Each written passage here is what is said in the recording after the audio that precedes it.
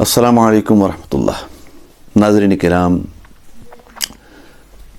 शेख सादी रहमतुल्लाह अलैह फरमाते हैं कि बनी आदम ज़ोय यकदीगरند कि در آفرینش ز یک جوهرند چو از وی به درد آورد روزگار دیگر عزفها را نماند قرار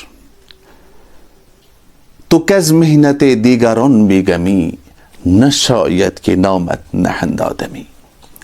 اس کا جو معنی ہے، فرماتے ہیں کہ انسان جو ہیں یہ ایک ہی جوہر سے پیدا کیے گئے ہیں۔ حضرت آدم علیہ السلام کی اولاد ایک ہی باپ سے پیدا کیے گئے ہیں۔ جب ان میں سے کسی کو تکلیف ہوتی ہے تو کوئی بھی انسان اس تکلیف کو سن کر، اس تکلیف کو دیکھ کر قرار سے نہیں رہتا ہے۔ کسی کو بھی کسی کی تکلیف دیکھ کر چین نہیں رہتا، قرار نہیں رہتا۔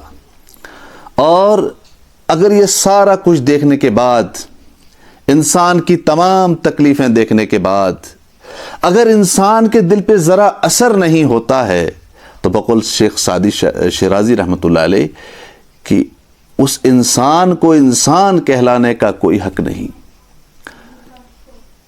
جو کسی کی تکلیف کو محسوس نہ کرے اور محسوس کرنے کے بعد غمگین نہ ہو۔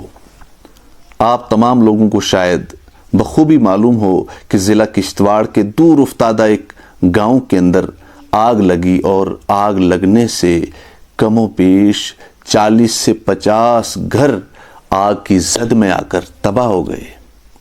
اور یہ واقعہ اس وقت پیش آیا ہے کہ سردیاں بالکل شروع ہونے والی ہیں اور مڑوا جو ہے یہاں سے کافی دور ہے اور بلندی پر ہے، جہاں پہ موسم سرما تقریباً شروع ہو چکا ہے۔ اور ایسے میں ان لوگوں کی زندگی بری طرح سے متاثر ہو چکی ہے۔ اب ان کے اوپر رہنے کے لیے چھت نہیں ہے، مکان نہیں ہے، بستر نہیں ہے، کپڑے نہیں ہیں، وہ سب کا سب آگ کی نظر ہو گیا ہے۔ تو ایسے میں ہم کیا کر سکتے ہیں؟ ہم اپنے گھر میں بیٹھ کے ان کے لیے کیا کر سکتے ہیں؟ ہم پہلے نمبر پہ دعا کہ اللہ تعالیٰ انہیں اس مشکل گھڑی میں ساتھ دے، اللہ تعالیٰ ان کی تمام مشکلات کو دور کرے۔ لیکن اللہ تعالیٰ نے ان کی مشکلات کو دور کرنے کے لیے ہم لوگوں کا استعمال کرنا ہے، ہمارے مال کا استعمال کرنا ہے، ہماری جان کا استعمال کرنا ہے اور ہمارے تمام وسائل کا استعمال کرنا ہے۔ تب جا کر ان لوگوں کی مدد ہوگی، تب جا کر وہ لوگ موسم سرما کی شدید سردی کے اندر ہم لوگوں کی طرح آرام سے موسم سرما گزار پائیں گے۔ اس کے لیے بہت ساری NGOs، بہت سارے ٹرسٹ ان کی مدد کے لیے کام کر رہے ہیں، اور یہ بڑی خوشی کی بات ہے کہ ہمارے معاشرے کے اندر اس طرح کا دلدوز واقعہ جب بھی پیش آتا ہے تو ہمارے معاشرے کے اندر رہنے والے لوگ تڑپ اٹھتے ہیں، ان کے اندر انسانی ہمدردی کا ایک جذبہ پیدا ہو جاتا ہے اور ان کی مدد کرنے کے لیے وہ ہر وقت ہر طور سے تیار ہو جاتے ہیں۔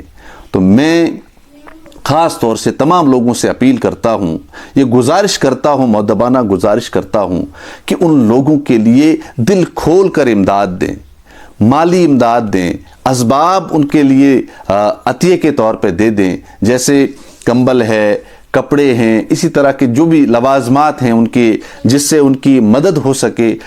ہم لوگ مدد میں پیچھے نہ رہیں۔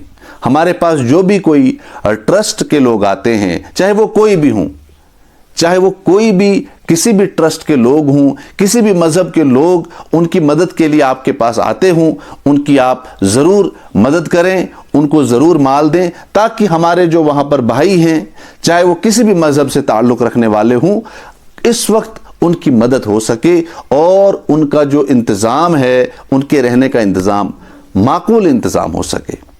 دیکھیے وہ بھی ہمارے بھائی ہیں۔ جب میں نے وہ ویڈیوز وہاں کی دیکھی، وہ جلتی ہوئی بستی دیکھی اور وہاں جلتی ہوئی مسجد دیکھی، تو سچ مانیے میرا دل تڑپ اٹھا، میرا دل دہل گیا اور میری آنکھوں سے آنسو جاری ہو گئے۔ خدا نخواستہ ایسا واقعہ اگر ہمارے ساتھ پیش آئے تو ذرا تصور میں لائیے کہ کھلے آسمان کے نیچے شدید سردی کے موسم میں زندگی گزارنی پڑے گی، تو پھر ہم کیسے گزار پائیں گے؟ اسی طرح سے ہمارے بھائی بھی، ہماری بہنیں، ہماری مائیں، ہماری بیٹیاں وہاں ہماری مدد کی محتاج ہیں۔ سب سے پہلے تو وہ اللہ رب العزت کی محتاج ہیں، اور اس کے بعد ان کی حالت زار چیخ چیخ کر ہم سے التجا کر رہی ہے کہ ہماری مدد کیجیے۔ آئیے ہم ان کی مدد کے لیے آگے بڑھیں، قدم بڑھائیں، تاکہ پھر سے ان کی جو زندگی ہے وہ پٹری پر لوٹ آئے۔ لہٰذا آپ سب سے گزارش ہے کہ جس کسی بھی ٹرسٹ کے لوگ، جس کسی بھی این جی او کے لوگ آپ کے پاس آتے ہیں، ضرور ان کی مدد کریں۔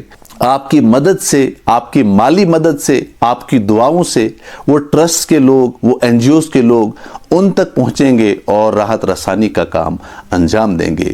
امید ہے کہ آپ ان باتوں پر ضرور عمل کریں گے۔ السلام علیکم ورحمۃ اللہ وبرکاتہ۔